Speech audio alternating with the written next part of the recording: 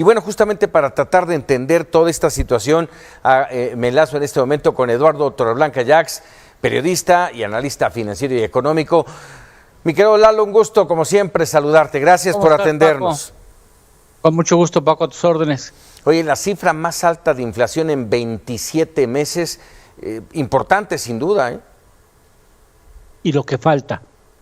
Decimos, y contando, porque la inflación va a crecer arriba del 5%, hacia 5.5% posiblemente, y después tenderá a bajar y estabilizarse hacia la segunda mitad del año, porque hay un factor y componente muy claro de presión en los precios por el alza en el precio de los combustibles, sí, donde México es altamente dependiente de la compra no solo ya de petróleo, sino también de gasolinas, diésel, combustibles, incluso del gas.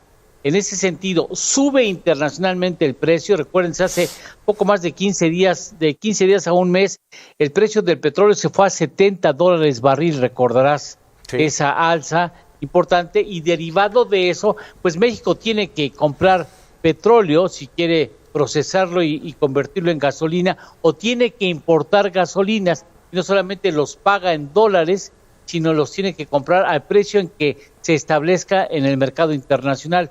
No tenemos posibilidades de influir sobre esos precios, se marcan internacionalmente, y como nosotros tenemos una fuerte dependencia de esos energéticos, ahora sí que lo pagas a lo que está en el mercado, y eso lo traduces finalmente, aunque sea parcial, a los precios de las gasolinas que nosotros consumimos cotidianamente, porque una manzana que llega a tu mesa no llega caminando, o sea, llega en un camión que necesita de esos combustibles para llegar desde el punto donde encuentra al productor o al intermediario hasta el punto en donde encuentra al medio mayoreo o al mayoreo, y de ahí al consumidor o a la tienda, y de ahí al consumidor. Sí, además ese repunte que hablas tú de los precios internacionales se ha notado, sí, muy claramente en el precio de las gasolinas Magna y Premium. En el país se ha notado, tuvo un repunte, déjame decirlo así, escalofriante el precio específicamente de la Magna, ¿no?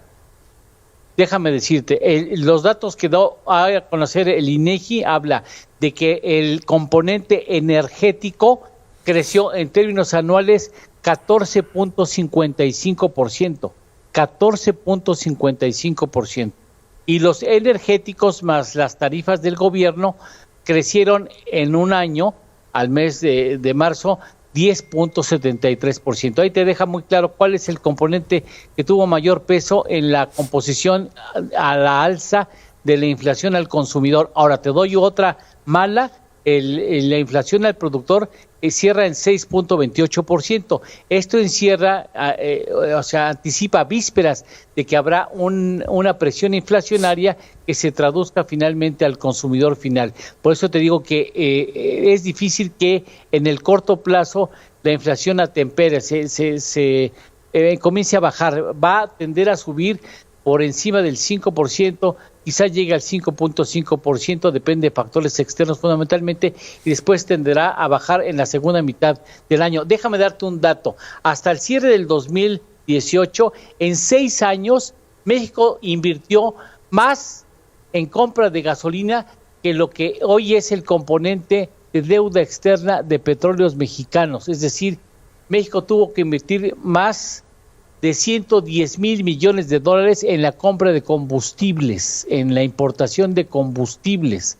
Más compramos combustibles que lo que pesa hoy la deuda externa de la empresa petrolera más endeudada del mundo, que es Petróleos Mexicanos. Petróleos Mexicanos. Déjame hacerte dos cuestionamientos más, porque son muy importantes para mi juicio. Después de lo que acabas de decir y escuchar que Banjico señala que la recuperación económica está en situación crítica, alarma. Sí, alarma y tiene mucho que ver con el avance que se dé en la vacunación. O sea, en la medida en que nosotros podamos volver a la normalidad, a la nueva normalidad que tendremos que reconocer, en esa medida la economía podría recuperarse. Hay elementos de política pública que está en manos de cualquier gobierno en el mundo, la forma de establecer estímulos para que la inversión se fortalezca, se generen empleos y se generen empresas que generen empleos. Desafortunadamente, el gobierno mexicano ha desestimado esta posibilidad de política pública, de rectoría económica, de tratar de propiciar que las cosas se acomoden como tú quieres que estén. En este caso, sería importantísimo que se generen empleos formales y para eso hay políticas públicas que estimulan la inversión. La inversión fija bruta se acaba de dar a conocer esta semana, lleva 24 meses con tendencia anual de signo negativo. Ahora, con todo esto, entonces, ¿dónde quedan estas la estimación del Fondo Monetario Internacional de un crecimiento para México del 5%? Porque tienes la base de comparación muy baja, en primera, y en segunda porque el propio organismo puede estar sobreestimando la capacidad de respuesta de la economía mexicana. Está dada fundamentalmente en el avance sostenido y comprometido de la vacunación en la población. De eso dependerá en gran medida que se recupere la economía. Ahora, insisto, las piezas no se acomodan solas. Se necesita de política pública para propiciar que se invierta, porque la inversión es lo único que puede generar empresas y empresas que generen empleo formal. Ese es el reto hoy en día. Ante este panorama, finalmente te pregunto, Eduardo, ¿cuáles serían las recomendaciones para los mexicanos? Mire, las amas de casa, yo no le puedo atreverme a darle recomendaciones a las amas de casa. Sepamos comprar. Y ahí los hombres tenemos mucho que aprender de las mujeres que hacen milagros para que hacer que el salario, sí, la quincena rinda. Pero bueno, hay que comprar lo que está abajo en el precio y no insistir en comprar los productos que están representando una mayor necesidad de recursos económicos para adquirirlos. Es comprar lo que está hacia la baja en los precios y resistirse a comprar los productos que son caros y que llevamos a la mesa. Caray, Eduardo Torreblanca, como siempre, agradecido. Con mucho gusto, Paco, como siempre. Gracias.